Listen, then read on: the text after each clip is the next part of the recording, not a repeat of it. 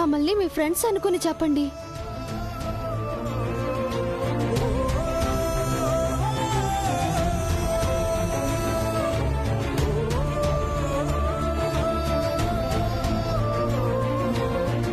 నా పేరు గీత, నా భర్త పేరు సురేష్.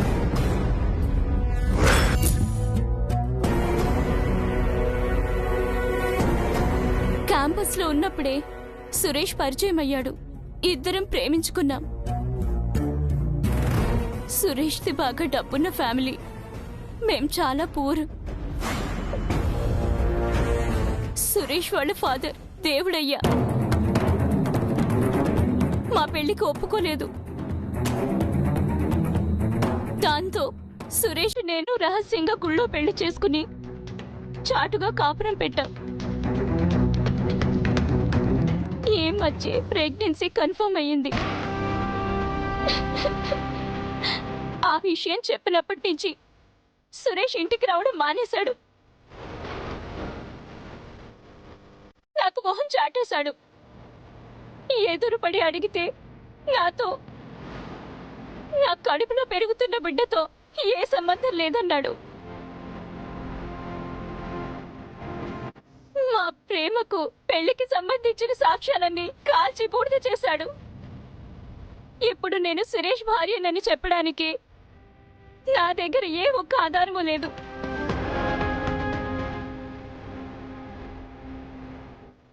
నా కష్టాన్ని తీర్చే శక్తి నా తల్లిదండ్రులు కూడా లేదు. దానికి తోడు తన తండ్రితో కలిసి సురేష్ నన్ను బెదిరిస్తున్నాడు. అందుకే నేను చచ్చిపోవాలనుకుంటున్నాను.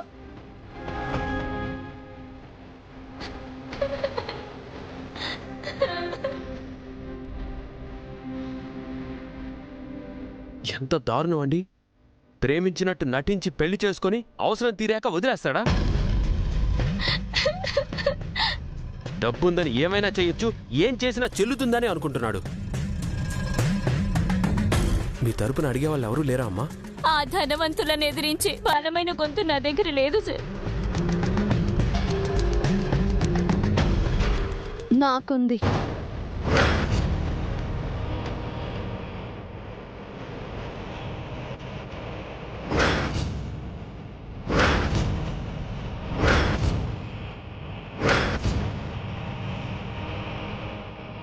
నీ తరపున నేను ప్రయత్నిస్తాను. నువ్వు చనిపోవాల్సిన అవసరం లేదు. నీ కడుపులో ఉన్న బిడ్డని చంపే హక్కు కూడా నీకు లేదు.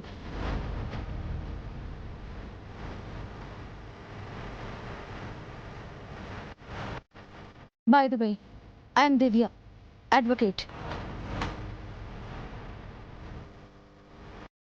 మీరు లాయరా మేడం? అవునండి. తను మీ కేసుని వాదించి మిమ్మల్ని గెలిపిస్తుంది. మీ భర్త సురేష్ అని మీ కడుపులోని బిడ్డకి తండ్రి తనే అని ప్రూవ్ చేస్తుంది. ఈ రోజే వాళ్ళకి నోటీస్ పంపిద్దాం. రేపే కోర్టుకి ఇడుస్తాను. మీరు ధైర్యంగా ఉండండి. చాలా thanks madam. Thank you sir. పర్లేదమ్మా, పదండి.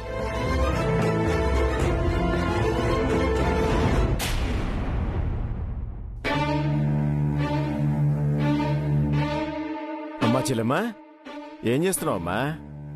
అన్నట్టు బావగారు ఎక్కడా? ఆయన బయటికెళ్లారన్నయ్య. విషయం ఏంటో చెప్పండి. మరేం లేదు వదినా, పెళ్ళైపోయింది. ఒక రోజు కూడా గడిచిపోయింది. ఆ తొలిరాత్రి కూడా జరిపించేస్తే మన బాధ్యత పూర్తయిపోతుంది కదా. పంతులు గారిని ముహూర్తం గురించి అడిగా వదినా, త్వరలోనే చెప్తా ఉన్నారు. ఇంత చిన్న విషయానికి పంతులు గారి దాకా ఎందుకమ్మా? అయినా అయ్యగారు వచ్చే వరకు అమావాస్య ఆగుతుందా అని ఈ పంతులు గారితో పెట్టుకుంటే పని అవదమ్మా. మనం నిర్ణయించిందే ముహూర్తం. ఇదిగో, ఈ రాత్రికి ఆ కార్యం పెట్టుకుంటే మంచిదేమో. కొంచెం ఆలోచించమ్మా. లేదన్నయ్య గారు, పంతులు గారు ముహూర్తం పెట్టందే ప్రసాద్ ఏ పని చేయరు. ఏదైనా ముహూర్తానికే జరగాలంటారు. అది నిజమే వదినా, ముహూర్త బలానికి మించిన బలం లేదు అంటారు. మీరెలా అంటే అలాగే చేద్దాం. ఆ విషయం అటుంచండి. కట్న కానుకల విషయం. హలో హలో, ఎవరు? ముఖేష్ అంబానీ పియేనా? నీకెన్నిసార్లు చెప్పాలయ్యా? ముఖేష్ ఫ్రీగా ఉంటే ఫోన్ చేయమని చెప్పు. సారీ సారీ సారీ, నేను అనిల్ అంబానీతో కూడా మాట్లాడను. అదానే అయినా సరే మాట్లాడనయ్యా. నాకు అంబానీయే కావాలి, అది కూడా ముఖేష్ అంబానీ అయితేనే మాట్లాడతాను. తయారు ఒకసారి వెళ్ళరా. అది ఏంటంటే, ఏంటి వీళ్ళు ఎప్పుడు కట్నం గురించి అడిగినా ఏదో ఒక మాట చెప్పి దాటేస్తున్నారు. ఈసారి ఇద్దరిని కూర్చోపెట్టి గట్టిగా అడగాలి. ఇదిగో ఎన్నిసార్లు చెప్పాలా నీకు ముఖేష్తో మాట్లాడతానని?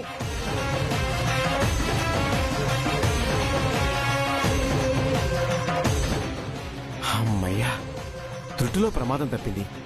ఏందయ్యా ఆమె ఎప్పుడు చూసినా కట్నం గురించి అడుగుతూ ఉంటది? డబ్బులు బంగారం ఏమైనా కురుకు తింటదా? పిచ్చిదానా, అసలు ఈ పెళ్లి జరిగిందే ఆవిడ వల్ల అన్న విషయం మర్చిపోతున్నావు. పెళ్ళైతే చేసేశాం, ఆ తొలి రాత్రి కూడా జరిపించేస్తే 100కి 100 పాళ్ళు మన కుమారి ఇంటికి కోడలైపోయినట్టే. అవునయ్యో, ఆ తర్వాత మనల్ని ఆక్షేపించేవాళ్లు, అడ్డు చెప్పేవాళ్లు ఎవ్వరూ ఉండరు. మనం ఆడిందే ఆట, ఆడిందే పాట. వీలైనంత త్వరగా మనల్ని అవమానించి అనుమానించిన ఆ సుమిత్ర, ఆవిడ కొడుకు హర్షబాబు, కోడలు దివ్యతో ఆడుకోవాలని తయారు. రేపటి నుంచే ఆడుకుందాం, దెబ్బకి ఇల్లొదిలి పారిపోయేలా చేద్దాం.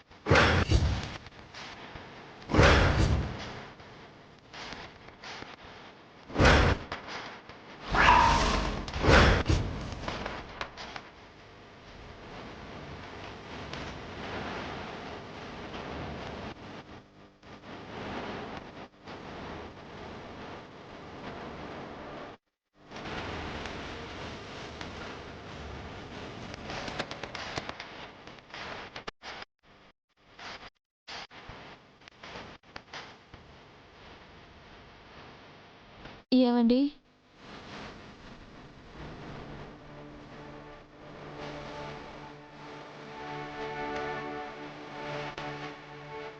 నీకెంత ధైర్యం లేకపోతే మాకే నోటీసులు పంపుతావా? ఆఫీసుకు వెళ్లాల్సిన మమ్మల్ని కోర్టుకు రప్పిస్తావా? నా కొడుకే నీ మొగుడనడానికి నీ దగ్గర ఒక్క సాక్ష్యం కూడా లేదు. అయినా ఏ ధైర్యం చూసుకుని మమ్మల్ని ఢీ కొడుతున్నావు? ఎవరున్నారు నీ వెనకాల?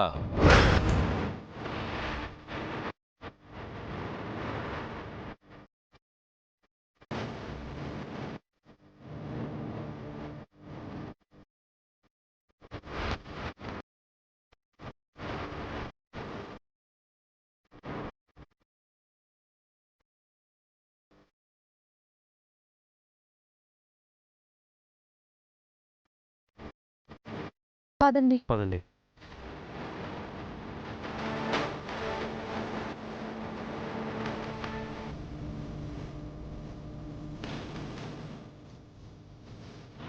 ఎవరు గీత?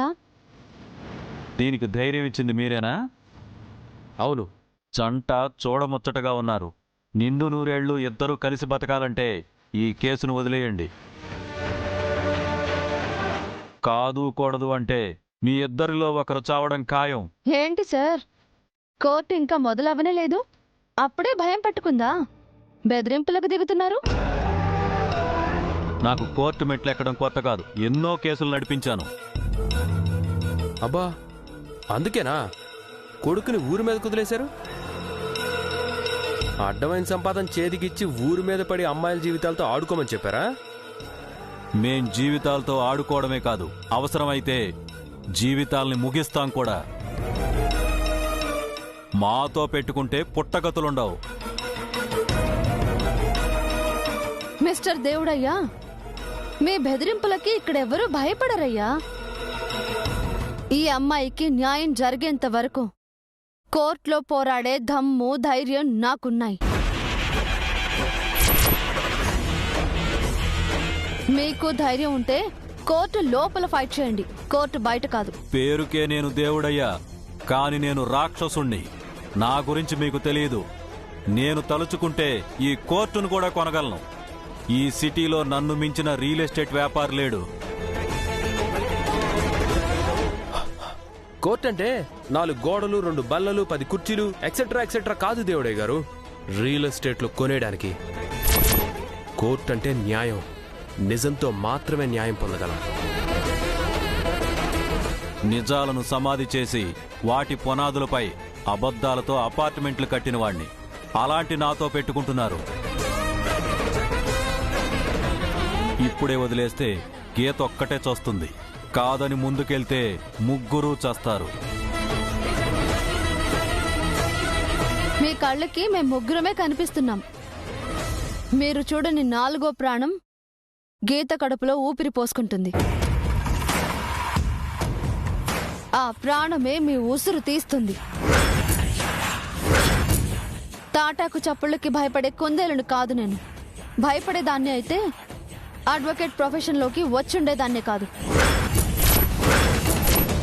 మీ దమ్మేంటో కోర్టులో చూపించండి. రండి.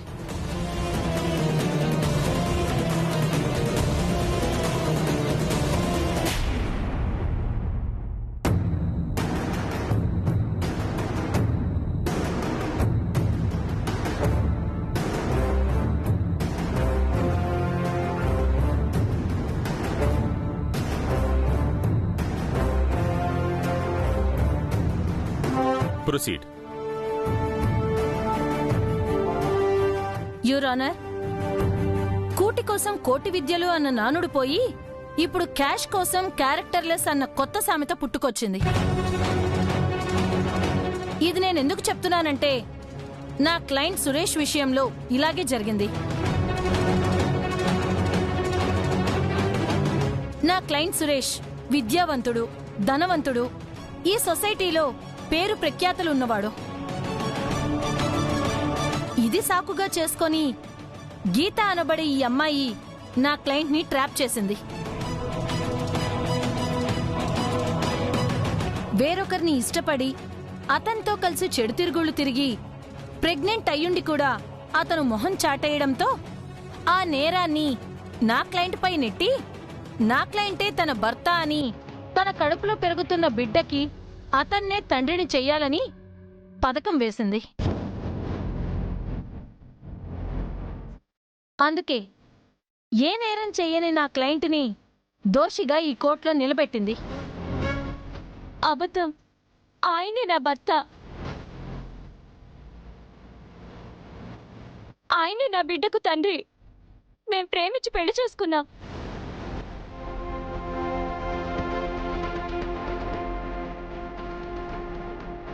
మీ ప్రేమకి పెళ్లికి సాక్ష్యాలు ఏమైనా ఉన్నాయా? నా క్లయింటే మీ భర్త అని నిరూపించే సాక్ష్యం ఒక్కడు చూపించినా తక్షణమే మీ మెళ్ళో నా క్లయింట్ తాళి కట్టి మీ బిడ్డకి తనే తండ్రి అని ఒప్పుకుంటాడు.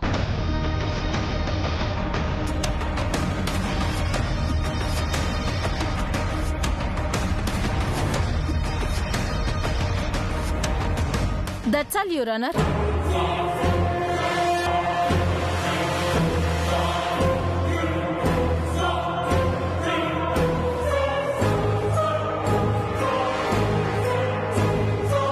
Any cross examination?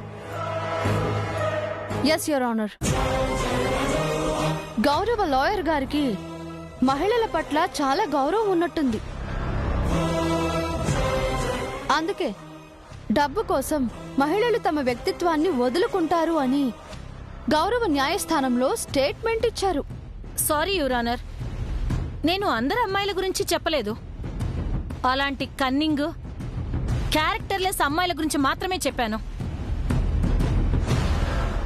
Okay your honour. నా క్లయింట్ గీత ఎలాంటిదో, ఎవరికి క్యారెక్టర్ లేదో ముందు ముందు మీకే వివరంగా తెలియబరుస్తాను.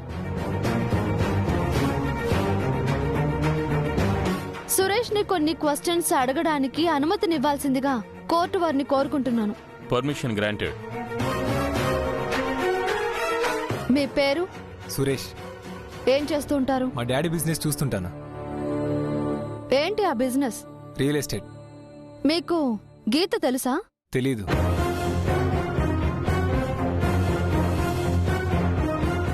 ఆమెను మీరు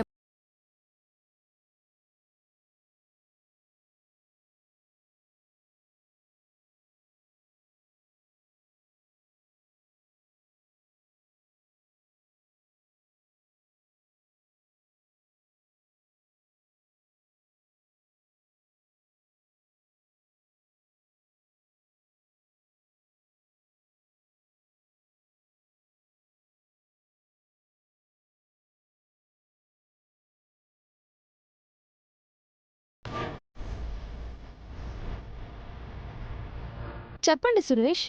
ఆమెను ఇప్పుడే చూస్తున్నాను. ఆమె పేరు కూడా ఇప్పుడే తెలిసింది.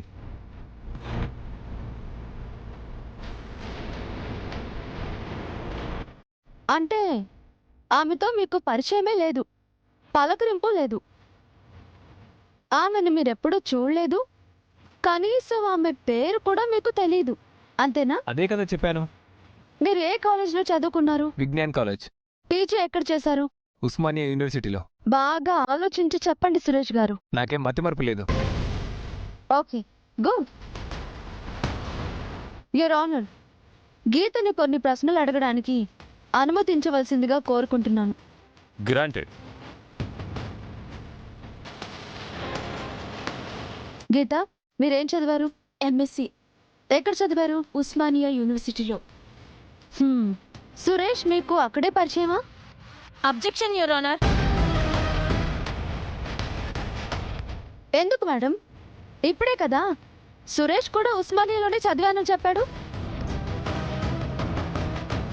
ఒకే యూనివర్సిటీలో చదివినప్పుడు సురేష్ గీతలకు పరిచయం కలిగే అవకాశం లేదంటారా యువర్ ఆనర్?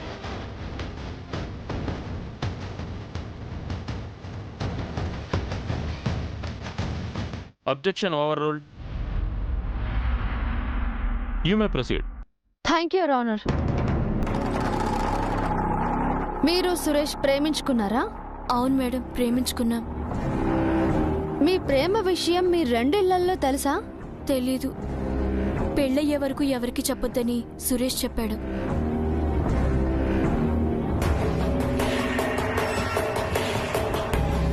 అంటే మీ ప్రేమ విషయం మీ పెద్దలకి తెలియకుండా దాచమని చెప్పారు, అంతేనా? అవును మేడం.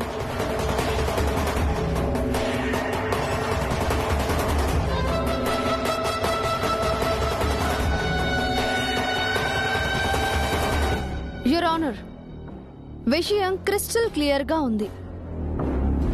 తమ ప్రేమ విషయం పెద్దలకి చెప్పొద్దు అన్నాడంటే గీతని మోసం చేసే ఉద్దేశం సురేష్కి ముందు నుంచే ఉందని అర్థమవుతుంది కదా. Objection your honour. అసలు నా క్లయింట్కి ఆ గీత ఎవరో తెలీదు అంటుంటే మీరు ప్రేమ, పెళ్లి, మోసం అంటారేంటి? మరి నా క్లయింట్ గీత మీ క్లయింట్ సురేష్ బాగా తెలుసు అంటున్నారుగా. తన అబద్ధం చెప్తుంది, కావాలనే నన్ను ఇరికిస్తుంది, మా దగ్గర నుంచి డబ్బు లాగడానికి ప్లాన్ చేస్తుంది. ఎన్ని డబ్బులు అడిగింది సురేష్? 2 లక్షలు అడిగింది. కాదు 2 కోట్లు అడిగింది. ఆహా, ఎప్పుడు? మొన్న అడిగింది. మేము ఇవ్వమని చెప్పాం. అందుకే ఈ తప్పుడు కేసు పెట్టింది. ఓ, అంటే గీత ఎవరో మీకు మొన్ననే తెలుసన్నమాట.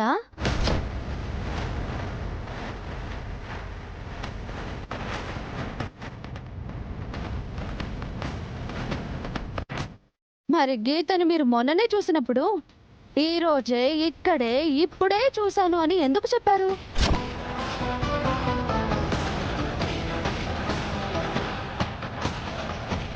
డబ్బుల కోసం గీత మిమ్మల్ని బ్లాక్మెయిల్ చేసినట్టు మీరు ముందే చెప్పుండొచ్చు కదా.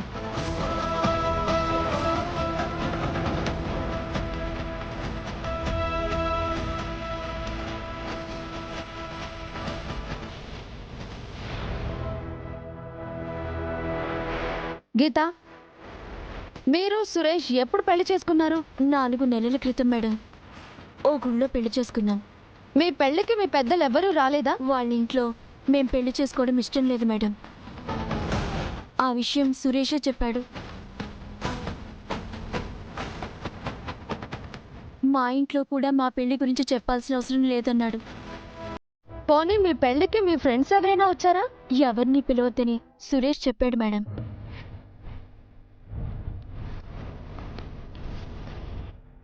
ఎవరికి తెలియకుండా సీక్రెట్గా చేసుకుందామన్నాడు. తర్వాత మీరు సీక్రెట్గా కాపురం పెట్టారు, ఆ తర్వాత మీరు ప్రెగ్నెంట్ అయ్యారు, ఆ తర్వాత సురేష్ మొహం చాటేశారు. ఇంతేనా? అంతే మేడం.